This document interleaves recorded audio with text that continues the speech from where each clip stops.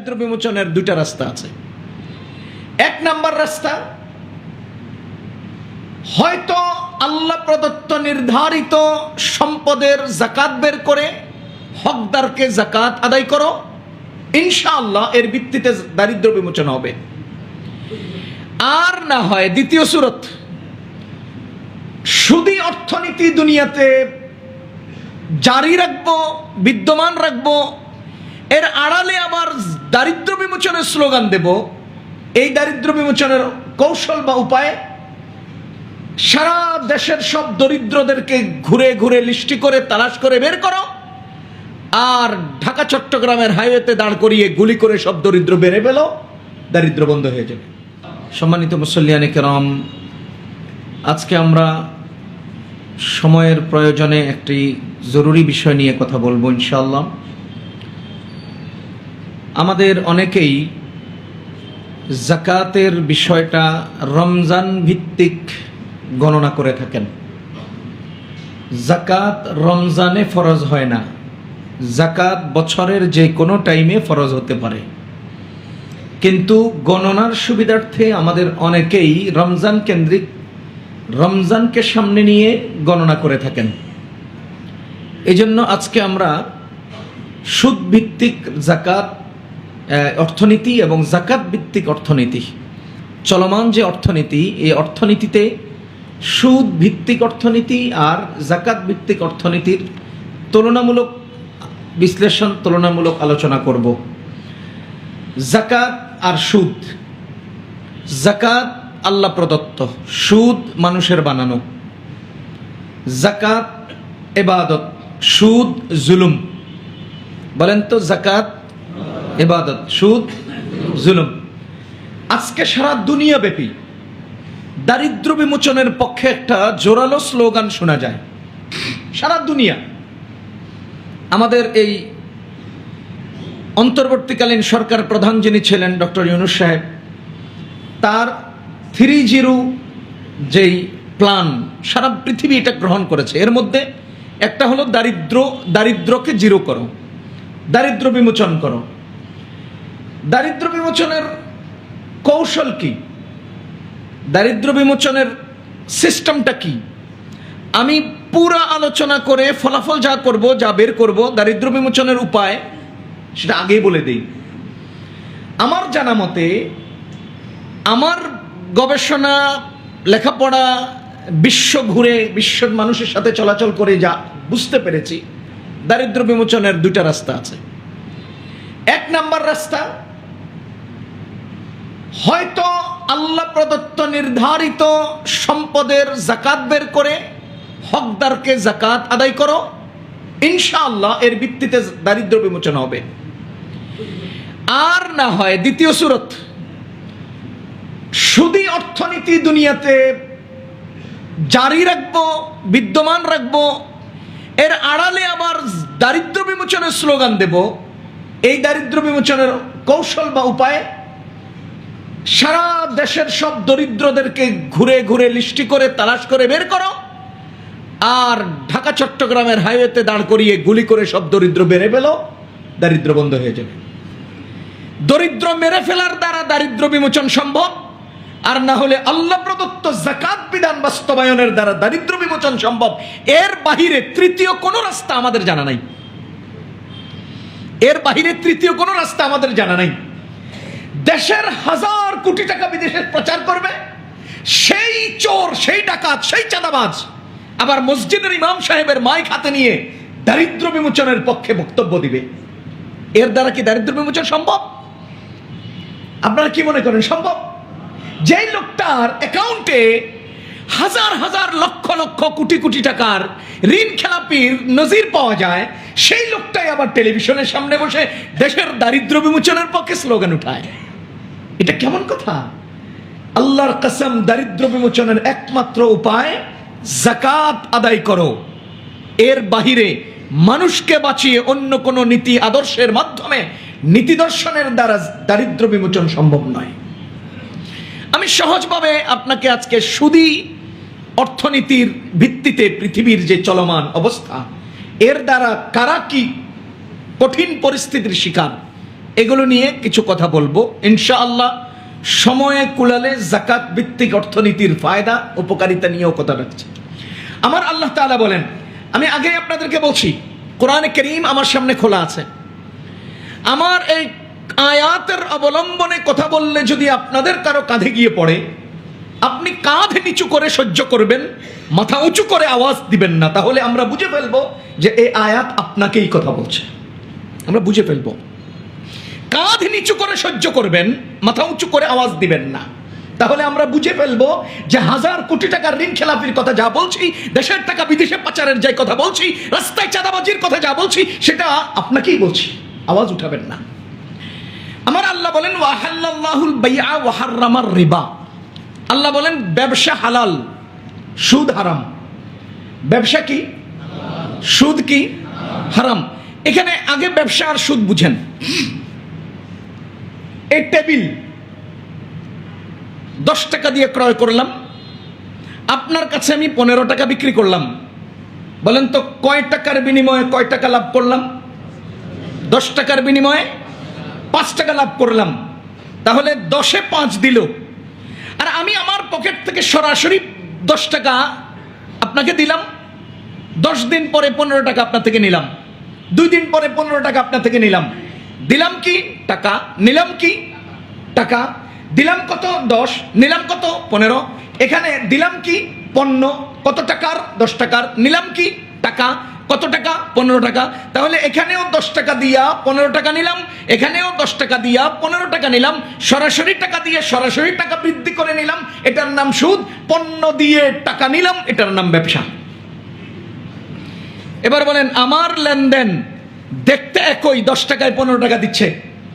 আমার যে লেনদেন দেখতে একই, 10 টাকা দিলে 15 টাকা আসছে, কিন্তু পণ্যের কাঁধে হয়ে যদি আসে এটার নাম ব্যবসা, আর টাকার কাঁধে হয়ে যদি আসে এটার নাম সুদ। আমার আল্লাহ কি বলেন? আহাল্লাল্লাহুল বাইআ, ব্যবসাকে হালাল করেছেন, ওয়া হাররামার রিবা, সুদকে হারাম করেছেন। এবার আপনাকে এখানে সুদ কি জিনিস বুঝতে হবে।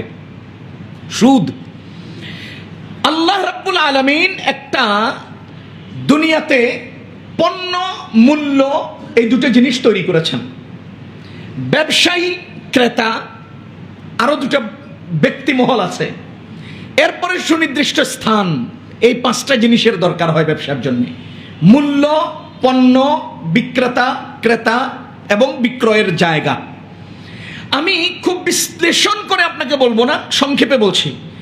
আমার আল্লাহ পৃথিবীতে মূল্য হিসেবে শুধুমাত্র স্বর্ণ আর রূপাকে বানিয়েছেন। স্বর্ণ, রূপা, এই দুটার নাম বলেন মূল্য।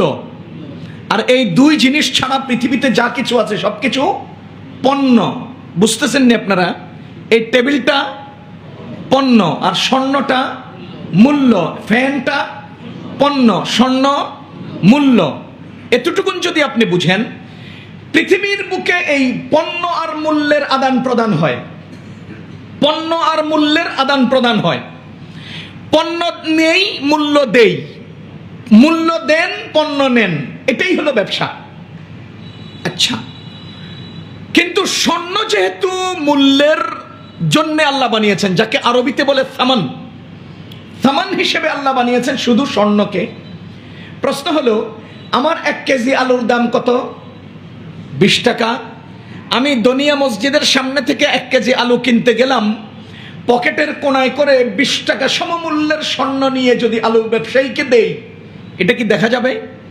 2 লক্ষ টাকা ভরির স্বর্ণের যদি 20 টাকা সমপরিমাণের বিন্দু পরিমাণ সামান্য একটুখানি স্বর্ণের অংশ তাকে দিয়ে বলি যে ভাই এই নেন আপনি 20 টাকা সমপরিমাণের স্বর্ণ, আর আমাকে 20 টাকার আলু দেন, তার মানে 20 টাকা আলু সমপরিমাণের স্বর্ণ নিয়ে আলু দেন, এটা কি সম্ভব? এই ব্যবসা কি সম্ভব? এই লেনদেন কি সম্ভব? এই মূল্য পরিশোধ আর পণ্য পরিগ্রহণ, এটা কি সম্ভব? সম্ভব না। যার ফলশ্রুতিতে বিশ্ব সিস্টেম আমাদেরকে মূল্যের আদান প্রদানের সুবিধার্থে, অর্থাৎ স্বর্ণের আদান প্রদানের সুবিধার্থে স্বর্ণের স্থলাভিষিক্ত, স্বর্ণের বাহক টাকা বানিয়েছেন। টাকা 100 টাকা আর 500 টাকার নোটের মধ্যে শারীরিক দৃষ্টিকোণ থেকে এত বড় নয়, কিন্তু মানগত একটা 500, একটা 100, একটা 1000, একটা 500, এটাকে মান দিলেন কে?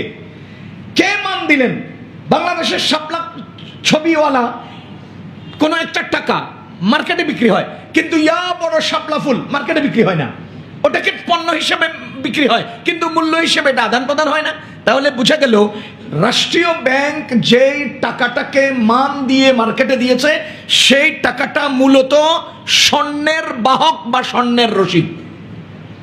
এবার আপনারা বলেন, আমার পকেটে যে টাকা, এটা কি মূল্য নয়? বলেন না, এটা কি মূল্য নয়? এই মূল্যটাকে আল্লাহ টাকারে মূল্য বানাইছেন না স্বর্ণকে? তাহলে বোঝা গেল যে জিনিসটাকে আল্লাহ মূল্য হিসেবে বানিয়েছেন, সেই জিনিসটা বাহন এটা আমার পক্ষে সম্ভব হয় না। লেনদেনে আদান প্রদান এটা আমাদের পক্ষে সম্ভব হয় না। যদ্দরুন পৃথিবী চলমান, এই লেনদেন বহাল রাখার জন্যেই স্বর্ণের অর্থাৎ মূল্যের পরিবর্তে মূল্যের বাহক, মূল্যের রসিদ টাকাগুলো আমরা আদান প্রদান করি। এবার আপনারা বলেন, আমার সামনে এই টেবিল, এটা কি পণ্য? আমার পকেটের 1000 টাকার নোট, এটা কি মূল্য? তাহলে মূল্য মানি স্বর্ণ। টাকা কি মূল্য না স্বর্ণ মূল্য? আপনারা কি বুঝতেছেন আমার কথা? স্বর্ণ মূল্য না টাকা মূল্য? তাহলে টাকাটা কি স্বর্ণের রসিদ বা স্বর্ণ আদান প্রদানের সুবিধার্থে ব্যবহৃত বাহক। আচ্ছা, এবার আসেন, আমাদের সমাজে লেনদেন হয় 3 ভাবে। মূল্যের বিনিময়ে মূল্যের লেনদেন, বুঝেন? পণ্যের বিনিময়ে পণ্যের লেনদেন, মূল্যের বিনিময়ে পণ্যের লেনদেন। এবার আসেন, মূল্য বিনিময়ে মূল্য, মূল্য বিনিময়ে পণ্য, পণ্য বিনিময়ে পণ্য। কটা লেনদেন হচ্ছে? 3টা। আপনি আমাকে আলু দিলেন, আমি আপনাকে বেগুন দিলাম বিনিময়ে, এটা কি পণ্যের বিনিময়ে পণ্য। আপনি আমাকে আলু দিলেন, আমি আপনাকে টাকা দিলাম, এটা কি পণ্যের বিনিময়ে মূল্যের বিনিময়ে পণ্য। বিনিময় মূল্য, মূল্যের বিনিময়ে পণ্য। আপনি আমাকে টাকা দিলেন, আমি আপনাকে টাকা দিলাম, এটার বিনিময়ে মূল্যের বিনিময়ে মূল্য।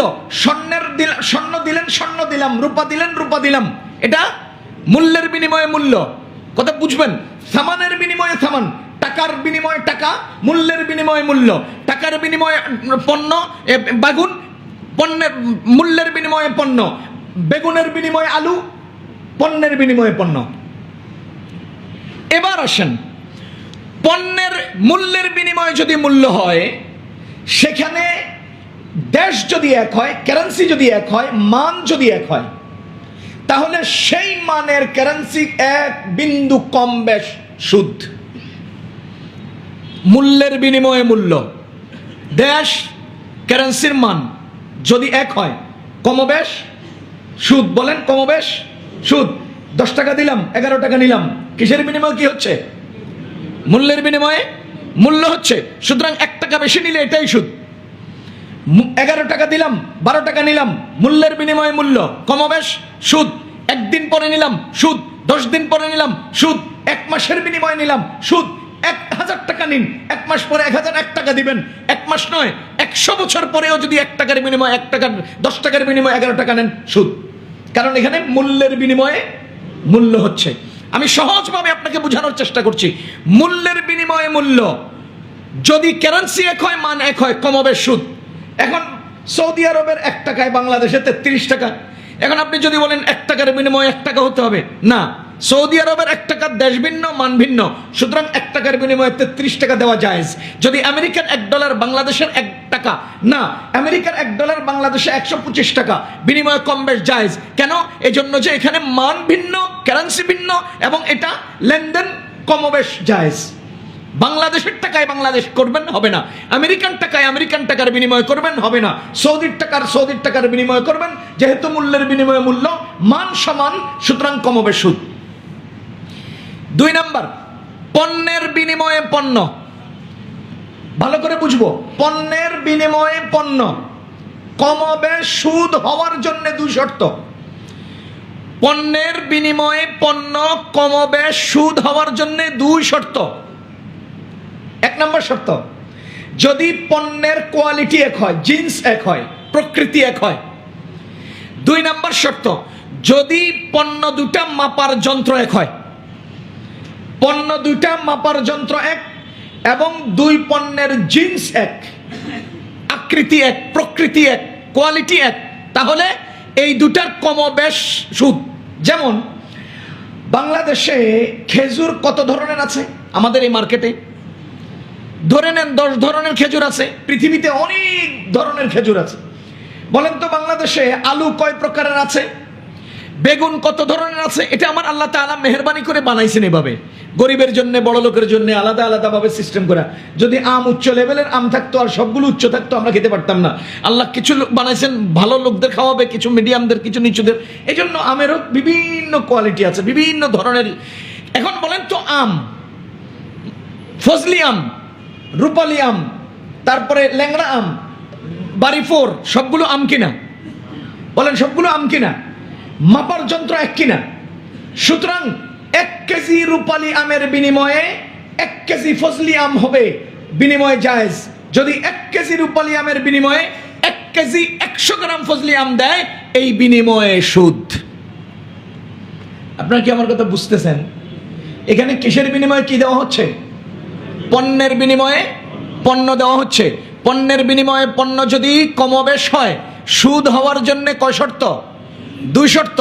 1 নাম্বার, যদি প্রকৃতি এক হয়, জিন্স এক হয়। 2 নাম্বার, মাপার যন্ত্র যদি এক হয়। এখন আপনাদের কেজিতে 1000 কিলোগ্রাম দিয়ে 1 কেজি হয় কিনা?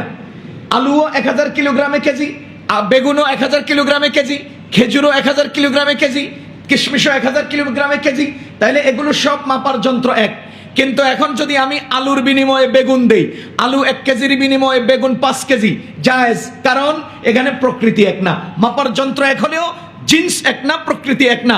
যদি বেগুনের বিনিময়ে আমি কুমড়া দেই, 1 কেজি কুমড়া দিয়ে 10 কেজি বেগুন দেই, জায়েজ। কেন? এজন্য যে এখানে প্রকৃতি এক না, মাপার যন্ত্র এক হলেও প্রকৃতি এক না। যদি আমি আলুর বিনিময়ে আলু দেই, 1 কেজির বিনিময়ে 1 কেজি 100 গ্রাম, জায়েজ হবে না। যদি আমি বেগুনের বিনিময়ে বেগুন দেই, 1000 উন্নত বেগুন হোক, একেবারে নিম্নমানের বেগুন হোক, যেহেতু জিন্স এক, সেহেতু কম বেশ সুদ। কম বেশ করলে এখানে সুদ হবে। যদি খেজুর দেই, সেই সৌদি আরবের আজওয়া খেজুর আর রাজস্থানের সেই 150 টাকা দামের খেজুর, এই দুটার মধ্যেও যদি আমি মাপার যন্ত্র এক হওয়ার কারণে, জিন্স এক হওয়ার কারণে ওজনে যদি কমবেশ করি, সুদ হবে। হ্যাঁ, যদি আমি পণ্য আলাদা হয়, মাপার যন্ত্র একই হয়, তাহলে কমবেশ সুদ হবে না। এখানে একটা হাদিস শুনে আপনাদেরকে। রাসূল করিম সাল্লাল্লাহু আলাইহি ওয়াসাল্লাম যখন মদিনা শরীফে হিজরত করে গেলেন, তখন একজন সাহাবী এরকম বড় বড় খেজুর আমাদের নবীজির জন্য হাদিয়া নিয়ে আসলেন। বড় বড় সুন্দর খেজুর। রাসূল করিম সাল্লাল্লাহু আলাইহি ওয়াসাল্লাম খেজুরগুলো দেখে খুব খুশি হলেন, কারণ নবীজি মক্কা থেকে হিজরত করে মদিনায় আসছেন। মদিনা নবীজি সাল্লাল্লাহু আলাইহি ওয়াসাল্লামের পূর্বপুরুষদের আত্মীয় স্বজনের বাড়ি। মক্কা নবীজি সাল্লাল্লাহু আলাইহি ওয়াসাল্লামের দাদার আত্মীয়ের বাড়ি। মদিনা শরীফ কিন্তু নানা আত্মীয়ের বাড়ি, দীর্ঘ সময়ের। এখন নবীজি যখন মদিনায় আসলেন, এই খেজুরগুলো মক্কায় তো এটার উৎপাদন হয় না, মদিনায় হয়। এটা দেখে নবীজি হতভম্ব হলেন, আশ্চর্যান্বিত হলেন। হয়ে ওই যিনি হাদিয়া আনলেন তাকে জিজ্ঞেস করলেন, ওয়াও, এত সুন্দর খেজুর কোত্থেকে আনলা? ওই সাহাবী বলেন, ইয়া রাসূলুল্লাহ, আমি খাইবার থেকে আনছি। খাইবার। নবীজি বলেন, খাইবরের সব খেজুর এরকম উন্নত, এত ভালো? ওই সাহাবী বলেন, না ইয়া রাসূলুল্লাহ, বিভিন্ন কোয়ালিটির খেজুর আছে, বিভিন্ন প্রকৃতির খেজুর, কম দাম, বেশি দাম, ছোট বুটা, অনেক। এরপরে ওই সাহাবী বলেন, ইয়া রাসূলুল্লাহ, খেজুরটা তো আমি কলিজার ভেতর থেকে আপনাকে হাদিয়ে দেব। আরে আমি তো আমার কলিজার ভেতর থেকে অতিশয় মহাব্বতের বহিঃপ্রকাশ হিসেবে আপনাকে হাদিয়ে দেওয়ার জন্য আনতেছি। এখন আমার কাছে, আমার ঘরে দুর্বল কম দামা 2 কেজি খেজুর ছিল। আমি এই 2 কেজি খেজুর নিয়ে বাজারে গেছি। যাইয়া এক লোকের কাছে খেজুরগুলো দেখছি, এই যে মোটা মোটা বড় বড় সুন্দর সুন্দর খেজুরগুলো দেখে ওনাকে বললাম যে, ভাই, আপনাকে আমি 2 কেজি খেজুর দেই, আপনি আমাকে 1 কেজি খেজুর দেন। ওই লোকটা আমার 2 কেজি নিয়ে 1 কেজি দিতে রাজি হয়ে গেল। আমি এই 2 কেজি আমারগুলো ওরে দিলাম, দিয়ে তার কাছ থেকে ভালো খেজুরগুলো নিয়ে আমি হাদিয়া হিসেবে আপনার জন্য নিয়ে আসলাম। কথা ভালো করে বুঝেন। আমার কাছে ছিল কি 2 কেজি খেজুর, একদম মানগত উন্নত না অনুন্নত, আর যা কিনলাম উন্নত। এখানে কয় কেজি? 1 কেজি। দিল কয় কেজি? 2 কেজি। তাহলে বলেন তো পণ্যের বিনিময়ে পণ্য হচ্ছে কিনা? পণ্যের বিনিময়ে পণ্য হচ্ছে। আমাদের নবীজি সাল্লাল্লাহু আলাইহি ওয়াসাল্লামের কাছে এসে ওই সাহাবী বলেন, ইয়া রাসূলুল্লাহ, আপনাকে দেওয়ার জন্য খেজুর আনবো, দুর্বলটা কিভাবে আনি? এজন্য মার্কেটে আমি 2 কেজি দিয়ে 1 কেজি নিয়ে এসেছি, সুতরাং এই 1 কেজি আপনি গ্রহণ করুন। আমাদের নবীজি বলেন, হাদা আইনুর রিবা, এটাই হলো সুদ, এটাই সুদ। তার মানে পণ্যের বিনিময়ে পণ্য কমবেশ সুদ হয় যদি 2 শর্ত পাওয়া যায়। 1 নাম্বার জিন্স যদি এক হয়, 2 নাম্বার কাইল বা ওজন অর্থাৎ মাপার যন্ত্র যদি এক হয়। তাহলে খেজুর মাপার যন্ত্র এক, খেজুর দোনোটার প্রকৃতি এক, সুতরাং খেজুর উন্নত হোক আর অনুন্নত হোক, কমবেশ হলে সুদ হবে। এবার আপনারা যদি বুঝে থাকেন বলেন তো, আমাদের যাত্রাবাড়িতে, এই আড়তে এই জাতীয় একই ধরনের পণ্য কমবেশে বিক্রি হয় কিনা? যদি হয়ে থাকে তাহলে এই বিক্রি সুদ। এবার আপনারা বলেন, আমার এই সমাজে টাকার বিনিময়ে টাকার কমবেশ লেনদেন হয় কিনা? যদি হয়ে থাকে এটার নাম সুদ। এবার বাকি রইল 3 নাম্বার পয়েন্ট। 3 নাম্বারটা কি? মূল্যের বিনিময়ে পণ্য, মূল্যের বিনিময়ে পণ্য, এইটা হলো টিস্যু, এটার নাম পণ্য। এখানে আরেকটা কথা মনে রাখবেন, এখানে প্রাসঙ্গিক যেহেতু ব্যবসা সংক্রান্ত কথা আসছেই, বলে দেই, প্রত্যেকটা পণ্যের 3টা দর আছে, 3টা মূল্য আছে। প্রত্যেকটা পণ্যের দর আছে কয়টা? 3টা। 1 নাম্বার ক্রয় মূল্য বা ক্রয় দর, 2 নাম্বার বাজার দর, 3 নাম্বার বিক্রয় দর। ক্রয় মূল্য, বাজার মূল্য, বিক্রয় মূল্য। এটা আমি কিনেছি 35 টাকা দিয়ে, এটার গায়ে লেখা 75 টাকা, এটা আমি বিক্রি করছি 50 টাকায়। আপনারা বলেন তো এটা কিনলাম কত? 35 টাকা। এই 35 টাকা হলো ক্রয় মূল্য, এটার গায়ে রেট আছে 75 টাকা, এটা হলো বাজার মূল্য। এটা আমি বিক্রি করেছি 50 টাকা, ওটা হলো বিক্রয় মূল্য। আপনারা কি বুঝতেছেন আমার কথা? ক্রয় মূল্য, বাজার মূল্য, বিক্রয় মূল্য। এখানে প্রাসঙ্গিক কথাটা বলেই দেই, ক্রয় মূল্য এবং বিক্রয় মূল্যের ফায়দা কি? ক্রয় মূল্যের ফায়দা হলো আমার জাকাত আসবে আমার উপরে, আমার ব্যবসার পণ্য নগদ অর্থ, স্বর্ণ, আমার ব্যবসার পণ্য নগদ অর্থ এবং আলমারিতে রাখা স্বর্ণ, এই 3টা জিনিসের উপর আমার জাকাত আসবে। আমি আবার বলছি, আমার আলমারিতে রাখা স্বর্ণ, আমার ব্যাংকে রাখা নগদ অর্থ, আমার দোকানে সাজিয়ে রাখা যে পণ্য, এই 3টা জিনিসের উপরে জাকাত আসবে। এখন আমি এখানে ক্রয় মূল্যের হিসাব কেন আপনাকে বলছি? এই জন্য যে আমি আমার আলমারিতে রাখা স্বর্ণের হিসাব করব, আজকের বাজার দর কত। আমি কিনেছিলাম 7,000 টাকা ভরিতে, আজকের বাজারে সেটা 70,000 টাকা। নতুন কিনতে গেলে 1 লক্ষ টাকা। খুব খেয়াল করেন, নতুন কিনতে গেলে 1 লাখ টাকা। আমি কিনেছিলাম 7,000 টাকায়, আজকের মার্কেটে আমি পুরাতন বিক্রি করতে গেলে এটার দাম 70,000 টাকা। সুতরাং আমার জাকাতের হিসাব হবে 70,000 টাকায়। আমি মার্কেট প্রাইসে হব না, আমি ক্রয় মূল্য হব না। মার্কেট মূল্য এটার নতুন 1 লাখ, আমি বিক্রি করতে গেলে এটার দাম 70,000, আমি কিনেছিলাম 7,000 টাকায়। সুতরাং 7,000-এর ভিত্তিতে জাকাত হবে না, 1 লাখ টাকার ভিত্তিতেও জাকাত হবে না। জাকাত হবে আজকের পুরান বাজারে এই পণ্য বিক্রি করতে বা এই স্বর্ণ বিক্রি করলে কত লাগবে, সেই মূল্যের উপর ভিত্তি করে জাকাত আসবে। এবার আসেন, আমার নগদ টাকা আছে ব্যাংকে 10 লাখ, ওই 10 লাখ টাকা পুরোটার উপরে জাকাত আসবে। আমার দোকানে সাজিয়ে রাখা পণ্য আছে, এই পণ্যের গায়ের রেট 75 টাকা, এই 75 টাকার উপর জাকাত আসবে না। জাকাত আসবে কতর উপরে? আমি কিনেছিলাম কত টাকা দিয়া, সেই টাকার ভিত্তিতে জাকাত আসবে। সুতরাং মূল্য, ক্রয় মূল্যের ভিত্তিতে পণ্য যতদিন পণ্য ততদিন তার ক্রয় মূল্যের ভিত্তিতে জাকাত আসবে। পণ্য যেদিন বিক্রি হবে সেই দিন তার বিক্রয় মূল্যের উপরে জাকাত হবে। এবার আসেন বাজার মূল্য। বাজার মূল্যের হিসাব নিকাশটাও ইসলামী দৃষ্টিকোণ থেকে অনেক গুরুত্বপূর্ণ। ইসলামী দৃষ্টিকোণ থেকে অনেক গুরুত্বপূর্ণ। বাজার মূল্য 2 অবস্থা, হয়তো বাজার মূল্য ঘটে আসবে, নেমে আসবে, আর না হয় বাজার মূল্য চওড়া হবে। যদি নেমে আসে, বাজার দরের সাথে সামঞ্জস্য রেখে যদি কেউ সবাই একাত্রে নামায়, কোনো অসুবিধা নেই। যদি সবাই এক মাপের বাজার মূল্য ঠিক রাখে আর কোনো এক কোণে, কোনো একদিকে, কোনো এক সাইডে মূল্য যদি হ্রাস করা হয়, মূল্য যদি কমিয়ে মার্কেটিং করা হয়, তখন ইসলাম সেখানে কথা বলে।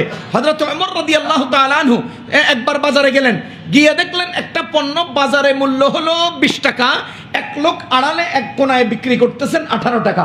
হযরত ওমর রাদিয়াল্লাহু তাআলা আনহু জিজ্ঞেস করেন, কি মিয়া তুমি এটা 18 টাকা বিক্রি করতেছো? কয় আমি এটা কিনছি কম দিয়ে, এই জন্য বিক্রি করতেছি 18 টাকা। কয় না, তুমি যদি 18 টাকা বিক্রি করো তো বাকিদের বিক্রয় কমে যাবে এবং কাস্টমারের অন্তরে বাকিদের প্রতি অনীহা এবং কুধারণা তৈরি হবে যে তারা এখানে মূল্য বৃদ্ধি করে স্বেচ্ছায় এমনটা করছে। প্রকৃতপক্ষে বাজার মূল্য যা হবে তুমি তা অনুপাতে বিক্রি করতে পারলে আমাদের বাজারের সীমানায় থাকবা, আর যদি তা না করতে পারো কম মূল্যে বিক্রি করলে বাজার সীমানার বাইরে চলে যাবা। এর দ্বারা কি বোঝা গেল? বাজার মূল্য রক্ষা করা প্রত্যেক ব্যবসায়ীদের জন্য আবশ্যক। এখানে হুট করে আপনি মূল্য কমিয়ে দিবেন, বাজার মূল্যের থেকে নিচে চলে আসবেন, না, এটা হবে না। এটা হলে অন্য ব্যবসায়ীদের প্রতি কাস্টমারের মানসিকতা নষ্ট হবে, আস্থা নষ্ট হবে এবং তাদের প্রতি আলাদা একটা অনীহা তৈরি হবে, আর আপনার পণ্যই বাজারে বিক্রি হবে, অন্যদের পণ্য বিক্রি হবে না। সুতরাং বাজার মূল্য থেকে অনেক নিচে নামিয়ে দেওয়া, সবাই সম্মিলিতভাবে যদি কমায় সেটা এক ভিন্ন বিষয়। যেমন মনে করেন আমাদের এখানে 75 টাকা কোম্পানি লিখে দিছে, বাজারে এটা বিক্রি হচ্ছে 75 টাকা। সাধারণত প্রত্যেক দোকানদার এখানে একটা ডিসকাউন্ট দেয় 5 টাকা। আচ্ছা ঠিক আছে, 75 টাকা আপনি 5 টাকা কম দেন, ওই দোকানেও ঠিক 5 টাকা কম দেন, সেই দোকানেও ঠিক 5 টাকা কম দেন। সুতরাং 5 টাকা কম দেওয়ার যে রেওয়াজ, এই রেওয়াজটা, এটার দাম সবার সম্মিলিত বাজার মূল্যের কমতি, এটা কোনো সমস্যা নেই। পক্ষান্তরে দ্বিতীয় নম্বর, বাজার মূল্য থেকে হাই মূল্য করা, অনেক চওড়া করা, চওড়া করার স্বেচ্ছায় চওড়া করা হয়। এক নম্বর সিন্ডিকেট, সিন্ডিকেট তৈরি করে। সিন্ডিকেট কিভাবে করে? পণ্যকে বাজারে ঘাটতি তৈরি করে, ক্রাইসিস তৈরি করে, মেকি মিথ্যা বানোয়াট ক্রাইসিস বানায়, বানাইয়া কাস্টমারের চাহিদা বৃদ্ধি পেলে, পণ্যের যোগান কম হলে অটোমেটিকলি মার্কেটে সেই পণ্যের দাম বেড়ে যায়।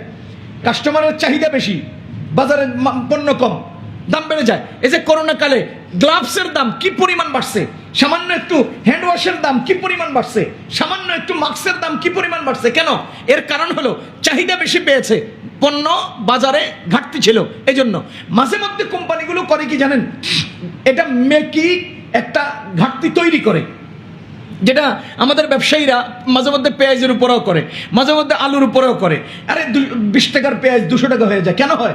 ওই যে আড়ালে দরজা লাগায় রেখে দেয়, সামনের দরজায় দেখায় যে আমার কাছে কিছু নেই, নাই নাই নাই নাই, মানুষের চাহিদা বৃদ্ধি করে, এরপর আস্তে করে অল্প কিছু বের করে, সেটার উপর দিয়ে অনেক চওড়া মূল্যে বিক্রি করে। মাঝখানে আমার মনে আছে, ওর স্যালাইন 90 টাকা প্যাকেটে আমরা কিনতাম, ওর স্যালাইন। বাজারে গিয়ে ওর স্যালাইন নাই নাই নাই নাই নাই, হঠাৎ করে কিছুদিন পরে ওর স্যালাইন বের হলো কত? 105 টাকা। এক ধাক্কায় 15 টাকা এরা বক্সের মধ্যে বৃদ্ধি করেছে। এই মূল্য বৃদ্ধির জন্যই ক্রাইসিসটা তৈরি করে। গত কয়েকদিন থেকে আমরা দেখতে পাচ্ছি যে এলপিজি গ্যাস পাম্পে গ্যাস নাই, আমরা তেলে গাড়ি চালাই, গ্যাস নাই গ্যাস নাই গ্যাস নাই। কিরে 55 টাকার গ্যাস এখন 64 টাকা হয়ে গেছে, কেন? এই ক্রাইসিস তৈরি করে মূল্য বৃদ্ধি করে। সুতরাং এখানে খেয়াল রাখতে হবে, যদি মিথ্যা বানোয়াট ক্রাইসিস তৈরি করার মাধ্যমে পণ্যের চওড়া মূল্য নির্ধারণ করা হয়, তবে যারাই এর সাথে ইন্ধন দেয়, যারাই এর সাথে যুক্ত থাকে, এরা সামাজিকভাবে অর্থনীতির মালিক হলেও আল্লাহর দরবারে মস্ত বড় অপরাধী সাব্যস্ত হবে। সুতরাং আমি আপনাকে ব্যবসা সংক্রান্ত কয়েকটা পয়েন্টে কথা বলেছি। প্রথমত, মূল্যের বিনিময়ে মূল্য, এটা কমবেশ হারাম। সুদ, পণ্যের বিনিময়ে পণ্য, কমবেশ 2 শর্তে সুদ, 2 শর্ত না পাওয়া গেলে সুদ নয়। আর মূল্যের বিনিময়ে পণ্য, যদি মূল্যের বিনিময়ে পণ্য হয় তাহলে সেখানে আপনার বাজার দর, বিক্রয় দর, ক্রয় দর, এই 3টা অংশ নিয়ে আমি কথা বলেছি। বাজার দরকে খেয়াল রেখে মানুষের ক্রয় ক্ষমতার ভিত্তিতে মূল্য নির্ধারণ করতে হবে। মানুষের ক্রয় ক্ষমতার ভিত্তিতে মূল্য নির্ধারণ করে সেই বাজার দর চালু করতে হবে। এখন প্রশ্ন হলো, যদি কেউ কিস্তিতে পণ্য ক্রয় করে, আমাদের এখানে আরেকটা ব্যবসার নিয়ম আছে, নগদে কিনলে এটা 50 টাকা, বাকিতে কিনলে 60 টাকা। আছে না এরকম একটা নিয়ম? বাকিতে কিনলে 60 টাকা, নগদে কিনলে 50 টাকা। ফ্রিজ বিক্রি করে, মোবাইল ফোন বিক্রি করে, ফ্যান বিক্রি করে, বিভিন্ন ধরনের ইলেকট্রিক সামগ্রীগুলো মার্কেটে বিক্রি হয় কিস্তিতে। কথা খেয়াল রাখবেন, কিস্তি মানি হারাম নয়, এটা একটা গুরুত্বপূর্ণ পয়েন্ট। কিস্তির লেনদেন মানি হারাম নয়। টাকার বিনিময়ে টাকা, মূল্যের বিনিময়ে মূল্য, কিস্তিতে লেনদেন হারাম। মূল্যের বিনিময়ে পণ্য, কিস্তিতে লেনদেন হারাম নয়। আমি আবার বলছি, সমাজে কিস্তি শব্দটা এমনভাবে হয়ে গেছে, বদনামের শিকার হয়ে গেছে যে এখন কিস্তি মানি হারাম মনে করে মানুষ। বলেন 10,000 টাকা দিলাম, এক বছরে 12,000 টাকা দিবেন, প্রতি বছরে 1,000 টাকা করে দিবেন প্রতি মাসে, তাহলে 12 মাসে 12,000 টাকা 10,000 টাকার বিনিময়ে 10 কিস্তিতে বা 12 কিস্তিতে 10,000 টাকা 12,000 টাকা পরিশোধ করবেন। এটার নাম হলো মূল্যের বিনিময়ে মূল্যের কিস্তি। এটা হারাম। আমি শুরুতেই বলেছি আপনাকে, একদিন পরে নেন, সাথে সাথে নেন, 1 মাস পরে নেন, 1000 মাস পরে নেন, যদি 1 টাকার বিনিময়ে 1 টাকা 1 পয়সা হয় সেটার নামই সুদ। সুতরাং আমরা যে গ্রামীণ পর্যায়ের যে সমস্ত ব্যাংকিং, গ্রামীণ ব্যাংকিং, ছোট ছোট আশা প্রত্যাশা বিভিন্ন ধরনের ব্যাংকিং, এই সিস্টেমগুলোতে যে টাকাগুলো আদান প্রদান করি, 10,000 টাকা দিলাম, 12 কিস্তিতে 12 মাসে 12,000 টাকা পরিশোধ করবা, যেহেতু এখানে মূল্যের বিনিময়ে মূল্যের লেনদেন, সেহেতু এখানে সুদ। পক্ষান্তরে কেউ যদি পণ্যের মূল্যের বিনিময়ে পণ্য আদান প্রদান করে, মূল্যের বিনিময়ে পণ্য ক্রয় করেছে, যেমন সে 10,000 টাকার পণ্যটা 12,000 টাকায় কিনেছে, 12 মাসে 12 কিস্তি দিয়ে টাকা পরিশোধ করবে। কিসের বিনিময়ে কিসের লেনদেন হলো? মূল্যের বিনিময়ে পণ্য। সুতরাং নগদ বিক্রি করলে 10,000 টাকা বিক্রি করে জায়েজ, বাকিতে বিক্রি করলে 12 কিস্তিতে 1 বছরে টাকা পরিশোধ করব, তাও জায়েজ। যদি লেনদেন হয় মূল্যের বিনিময়ে পণ্য, তাহলে সেখানে কিস্তিতে লেনদেন, বাকিতে লেনদেন, কমবেশ লেনদেন জায়েজ, এটা সমস্যা নাই। আমরা অনেকে এটা নিয়ে আতঙ্কে থাকি, ভয় করি। সুতরাং এখানে লেনদেনটা যেহেতু মূল্যের বিনিময়ে পণ্য, সেহেতু এখানে কমবেশ এবং কিস্তি কোনো সমস্যা নাই, জায়েজ। 10,000 টাকার পণ্য 12,000 টাকা বিক্রি করতে পারবেন, 12 কিস্তিতে 1 বছরের টাকা পরিশোধ করতে পারবেন, কোনো অসুবিধা নাই, যেহেতু মূল্যের বিনিময়ে পণ্য। যাহা হোক, আহাল্লাল্লাহুল বাইআ, আল্লাহ তাআলা ব্যবসাকে হালাল করেছেন। ব্যবসা কোনটা? বলেন বলেন। মূল্যের বিনিময়ে পণ্য। এবার বলেন সুদ কোনটা? মূল্যের বিনিময়ে মূল্য অথবা পণ্যের বিনিময়ে পণ্য, যদি 2 শর্ত পাওয়া যায়। তাহলে 3 বিনিময়ের মধ্যে 2 বিনিময়ে সুদ আছে আর 1 বিনিময়ে সুদ নাই। আল্লাহ তাআলা বলেন ওয়া আহাল্লাল্লাহুল বাইআ ওয়া হাররামার রিবা, আল্লাহ ব্যবসাকে হালাল করেছেন, সুদকে করেছেন হারাম। এখন বলেন তো, পৃথিবীতে যে অর্থ ব্যবস্থা চলমান আছে, এর মধ্যে সবচেয়ে রমরমা অর্থ ব্যবস্থা হলো পুঁজিবাদী অর্থ ব্যবস্থা। সেকেন্ড অর্থ ব্যবস্থা এটা হলো সমাজবাদী অর্থ ব্যবস্থা। এর ফাঁকে যাকাত ভিত্তিক ইসলামিক অর্থ ব্যবস্থা। এই 3 ব্যবস্থাপনায় আমরা 2টার মধ্যে সুদ পাই। একটা হলো পুঁজিবাদী অর্থ ব্যবস্থায় সুদ আছে, আর সমাজবাদী অর্থ ব্যবস্থায়ও সুদ আছে। আল্লাহ প্রদত্ত যাকাত ভিত্তিক অর্থ ব্যবস্থা, এর মধ্যে সুদ হারাম, সুদ নাই। এবার আপনাকে আমি একটা সহজ অঙ্ক বলি। পুঁজিবাদী অর্থনীতির মূল দাবি কি? সমাজবাদী অর্থনীতির মূল দাবি কি? আর আল্লাহ প্রদত্ত যাকাত ভিত্তিক অর্থনীতির মূল দাবি কি?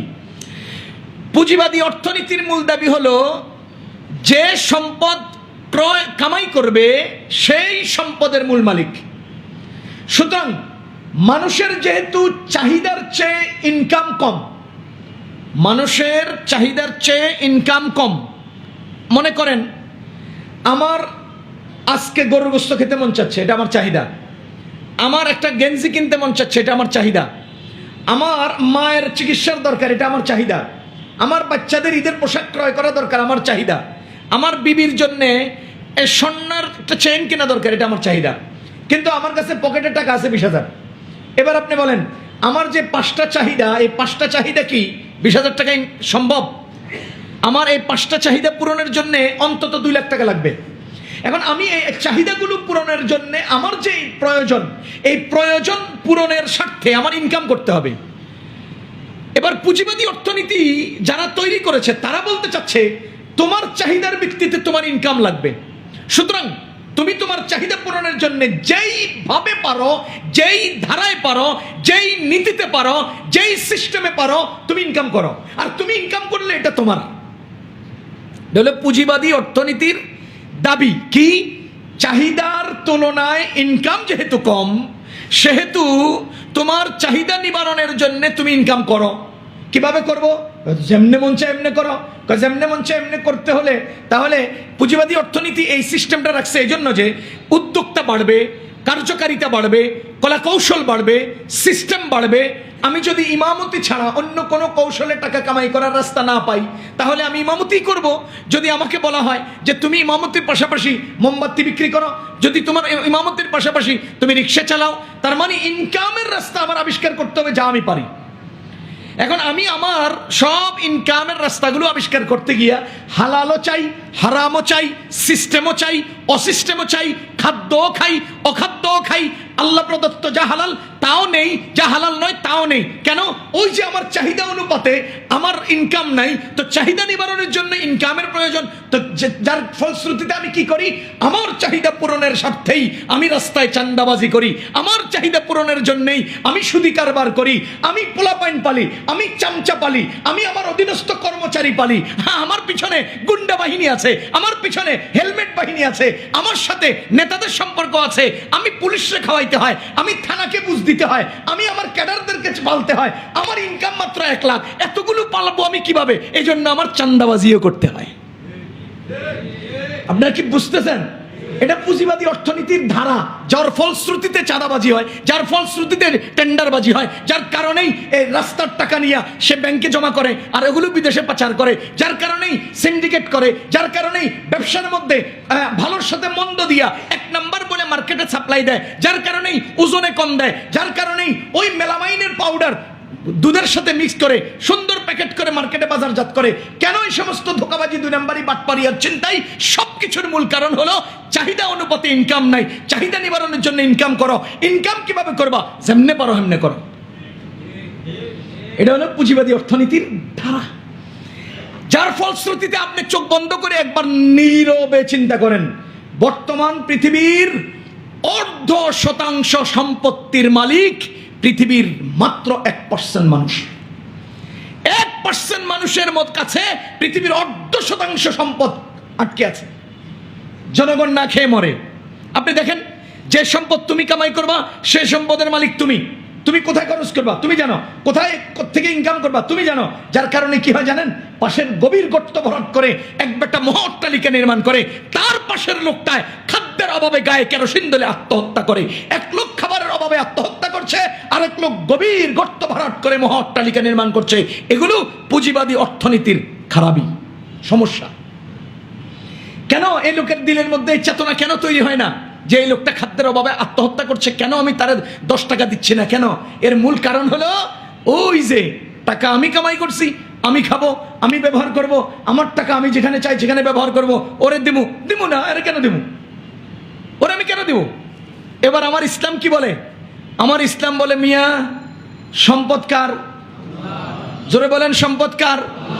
দুনিয়া কার? ইসলামী ধারা হলো, ইসলামী অর্থনীতির মূল দাবি হলো সারা দুনিয়ার সব সম্পত্তির একক মালিক আল্লাহ। সুতরাং তুমি কিভাবে কামাই করবা সেটাও ঠিক করবেন আল্লাহ, কোথায় খরচ করবা সেটাও ঠিক করবেন আল্লাহ। তার দেখানোর পথেই তোমাকে ইনকাম করতে হবে, তার দেখানো পথেই তোমাকে খরচ করতে হবে। তুমি যা ইচ্ছা তা নিতে পারবা না, যা ইচ্ছা তা খেতে পারবা না, অখাদ্য গ্রহণ করতে পারবা না, খাদ্যই গ্রহণ করতে হবে। অহালাল নিতে পারবা না, হালালই নিতে হবে। যেখানে সেখানে ব্যয় করতে পারবা না, ব্যয় করার খাতগুলোতে ব্যয় করতে হবে। সিনেমা হল বানাইবা, আমি আল্লাহ তোমাকে অনুমতি দেই নাই। চাঁদাবাজি করবা, কি বলেন, হারাম ও কামাই করে মানুষ হত্যা করার জন্য তুমি কোন সন্ত্রাসীকে টাকা ব্যয় করবা না, এটা আমি আল্লাহ তোমাকে অনুমতি দেই নাই। আমার আল্লাহ ইনকামের পথ ঠিক করে দিয়েছেন, খরচের পথও ঠিক করে দিয়েছেন। সেই খরচের পথগুলোর অন্যতম পথ হলো তুমি সবকিছু সম্পদের মালিক হয়ে একক ভোগ করবা না। তোমার একটা নির্ধারিত নেশাব, নির্ধারিত কি বলে পরিমাণ, আর একটা সময়, 1 বছর এই পরিমাণ অতিবাহিত হলে তোমার মূল সম্পত্তির পূর্ণ অংশ থেকে প্রতি অংশের 40-1 তথা 2.5% সম্পদ ওই যে পাশের লোকটা গায়ে কেরোসিন ঢেলে আত্মহত্যা করছে তাকে বাঁচাও, তাকে বাঁচাও, তাকে খাদ্য দাও। কারণ এখানে তুমি 100 টাকার 2.5 টাকা ওই ব্যক্তির সম্পদ বসে আছো নিয়ে এটা তারে দিয়ে দাও, দেখবা তোমার অট্টালিকাও হবে, তার খাদ্যও হবে, তুমিও বেঁচে যাইবা, সেও তার খাদ্য নিয়ে বেঁচে থাকতে পারবে। সুতরাং সুদি কারবারের অর্থনীতির ভিত্তিতে পৃথিবীর মানুষ নিজের জীবন বিপন্ন করছে, আর যারা টাকার মালিক তারা নিজেরা টাকার মালিকই হচ্ছে, আর গরিব অসহায় দুঃখী মানুষেরা ক্ষতিগ্রস্ত হচ্ছে। পক্ষান্তরে ইসলামী যাকাত ভিত্তিক অর্থনীতি সবাইকে সমবন্টন করে যারা পাওনাদার তাদের জীবন বাঁচানোর যাবতীয় উপকরণের ব্যবস্থা রেখেছে। এখন আপনি দেখেন সমাজবাদী অর্থনীতিতে তাদের কথা হলো কেউ খাবে কেউ খাবে না, হবে না, সরকার সম্পত্তির মালিক। পুঁজিবাদী অর্থনীতি কি বলছে? যে কামাই করবে সে সম্পদের মালিক। আর সমাজবাদী অর্থনীতি কি বলছে? কামাই তুমি করো, সরকার সম্পত্তির মালিক। সরকার তোমাদের প্রয়োজন অনুপাতে যার যার অর্থ ব্যয় করবে। এখন দেখেন এক লোকের ছেলে হলো 2 জন, আর সে লোক কামাই করে 1 লাখ টাকা। আরেক লোকের ছেলে হলো 7 জন, সে কামাই করে মাত্র 10,000 টাকা। এবার সরকার কয় এবার আর চাহিদা বেশি, প্রয়োজন বেশি, পোলাপান বেশি, হেরে একটু বাড়ায় দাও। আর তোমার যেহেতু বাচ্চা 2 জন, তাহলে তুমি একটু কম নাও। কামাইলেও 1 লাখ টাকা, ভাগে পাইলেও কম, হে কামাইলেও কম, ভাগে পাইলেও বেশি। ওই যে কেউ খাবে কেউ খাবে না তা হবে না সিস্টেমে বন্টন করতে গিয়ে সরকার কি করলো? যার দরকার বেশি তারা বেশি দিল, যা ইনকাম কম করছে দরকার কম, হেরে কম দিল। এবার আপনারা ইনসাফের সাথে বলেন তো, এদের এখানে কি কাজের লোক পাওয়া যাবে? এরা কেবল পোলাপান বাড়লে, চাহিদা বাড়লে, প্রয়োজন বাড়লে সরকার তো দিতেই আছে, সুতরাং আমি কাম করার দরকার কি? তো কাজের লোক পাওয়া যাবে না, নদীতে ডুবাইয়া মাছ ধরার লোক পাওয়া যাবে না, কি বলে অফিস আদালতে বসে লম্বা সময় মেহনত করে কাজ করার, দেশ রক্ষা করার, দেশ গড়ার এরকম লোক খুঁজে পাওয়া যাবে না। যদ্দরুন আমরা বলবো যে সমাজবাদী আর পুঁজিবাদী অর্থনীতির বিপরীতে ইসলামী অর্থনীতি একমাত্র মানুষকে বাঁচানোর উপায়ে, বাঁচানোর পথ। সুদী কারবার বা পুঁজিবাদী অর্থনীতি মানুষকে মারে, আর ইসলামী অর্থনীতি বা ব্যবসা মানুষের প্রয়োজন পূরণ করে। আমি একটা সহজ উদাহরণ দিই। আমাদের ইমাম সাহেব হুজুর সানি ইমাম সাহেব, যে মহসিন সাহেব, ওনার 10,000 টাকা দরকার। একটা উদাহরণ দিচ্ছি। উনি আসছে আমার কাছে, হুজুর 10,000 টাকা লাগবো। আমি বললাম না না, আপনার দেওয়ার মতো টাকা নাই। পরে কানে কানে এসে করতেছে, হুজুর 2 মাস পরে 15,000 টাকা দিন। এবার আমি বললাম যে ও তাই, তাইলে 20,000 টাকা নিয়ে যাও। কথা কোন সিস্টেম এটা আছে না আমার সমাজে? বিপদে পড়ে আসলাম আমার বড় লোকের কাছে, ধনী সাহেবের কাছে। উনি এখন কয় আমার কাছে তোমার দেওয়ার মতো টাকা নাই। আর সে যখন কানে কানে আমারে বললো যে 2 মাসে আমি 2,000 টাকা বাড়ায় দিব, তখন আমি বললাম যে তাইলে 20,000 টাকা নিয়ে যা। আচ্ছা আপনারা বলেন, আমার কাছে 1 লক্ষ টাকা আছে, 1 লক্ষ টাকা আমার কাছে আছে। উনি আসলেন, 1 টাকাও নাই। আমি 10,000 টাকা ওনারে দিলাম। 2 মাস পরে আমারে 15,000 টাকা দিবে। এবার আপনারা ইনসাফের সাথে বলেন তো, আজকের 2 মাসের প্রথম দিন ওনার কাছে কত নাই? 1 টাকাও নাই। বলেন না কত নাই? আর আমার কাছে কত আছে? 1 লাখ টাকা আছে। এবার আপনারা বলেন তো, 2 মাস অতিবাহিত হওয়ার পরে উনি কত টাকা ঋণী? 15,000। কত টাকা ঋণী? 15,000। কারণ 10,000 টাকা তো প্রথম দিনে নিচ্ছে। এখন 2 মাস পরে উনি 15,000 টাকা দিতে হবে আমাকে। এবার আপনারা বলেন, 2 মাসের প্রথম দিন আমার কাছে ছিল কত? 1 লাখ।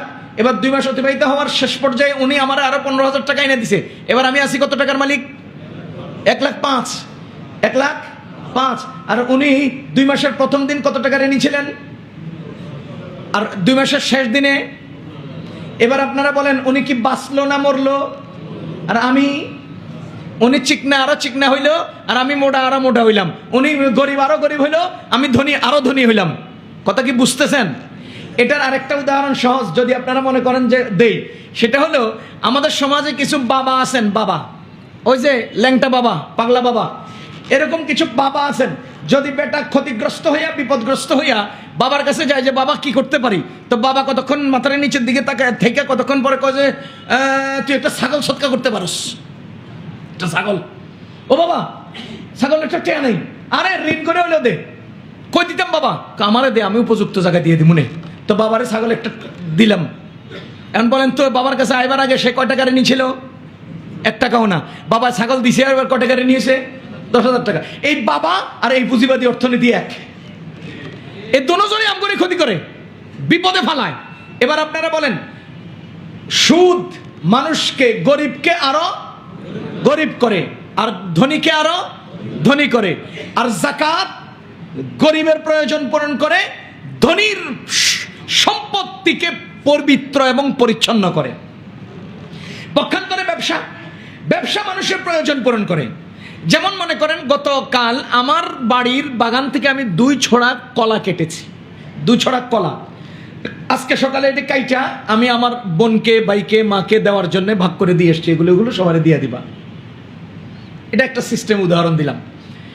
এই কলাগুলো আমি বাজারে নিলাম, কি করব? বিক্রি করব। কেন? আমার ঘরে চাউল নেই। এবার আপনি বলেন, আমার ঘরে কি নেই? আমার বাগানে কি আছে? আপনার পকেটে টাকা আছে, কিন্তু আপনার ঘরে কলা নাই। আপনার ঘরে কি নেই? কলা নেই। আর আমার ঘরে কি আছে? কলা আছে। কি নেই? চাউল নেই। এবার আমি আপনার নাই কলা দিলাম, আছে টাকা নিলাম, টাকা দিয়ে চাউল কিনলাম, ঘরের চাউল পূরণ হলো। তাহলে আমি কলা বিক্রি করার মাধ্যমে চাউলের প্রয়োজন পূরণ করলাম, আর আপনি কলা ক্রয়ের মাধ্যমে কলার প্রয়োজন পূরণ করলেন। সুতরাং ব্যবসা মানুষের প্রয়োজন পূরণ করে, আর সুদ মানুষকে ক্ষতিগ্রস্ত করে। এজন্যই আল্লাহ তাআলা সুদকে হারাম করেছেন আর ব্যবসাকে হালাল করেছেন। সুদকে হারাম করেছেন, ব্যবসাকে হালাল করেছেন। সুতরাং যাকাত ব্যবস্থাপনা এটা হলো দুইয়ের মাঝে, এটা পুঁজিবাদী অর্থনীতি আর সমাজবাদী অর্থনীতির মাঝামাঝি একটা নীতি। সমাজবাদী অর্থনীতির দাবি হলো কেউ খাবে কেউ খাবে না, তা হবে না। পক্ষান্তরে পুঁজিবাদী অর্থনীতির দাবি হলো যা তোমার তাই তোমার, তুমি একা বহমান করবা। আর ইসলামী অর্থনীতি তথা যাকাত ভিত্তিক অর্থনীতির দাবি হলো তুমি সবগুলো খেয়ে ফেলবা, সেটাও হবে না, আবার সবগুলো আরেকজনরে দিয়ে দিবা, সেটাও হবে না। পরিমাণ মতো তুমি দিবা, আবার পরিমাণ মতো তোমার নিজের জন্য রাখবা। এর চেয়ে পরিচ্ছন্ন নীতি পৃথিবীতে আর কোনোটা হতে পারে না। সুতরাং যাকাত যাদের উপরে ফরজ হবে, যাকাত যারা দিবেন, অবশ্যই নিয়ত করুন এবং নিজের সম্পত্তিকে তাকসিম করে গণনা করে সেখান থেকে পূর্ণ অঙ্ক করে এক বিন্দু পরিমাণও যাকাত বের করুন এবং সেটা উপযুক্তদেরকে দিন। ইনশাআল্লাহ এর মাধ্যমে আল্লাহ তাআলা আমার খাবারও হালাল করবেন, আমার সম্পদও পরিচ্ছন্ন করবেন, সম্পদে বরকত দিবেন এবং আমার জীবনকেও পরিশুদ্ধ করবেন। আল্লাহ তাআলা আমাদেরকে আমল করার তৌফিক দান করুন। আল্লাহ আমাদেরকে যাকাত, ব্যবসা এবং সুদ সবগুলো চিনে সেই অনুপাতে চলার তৌফিক দান করুন।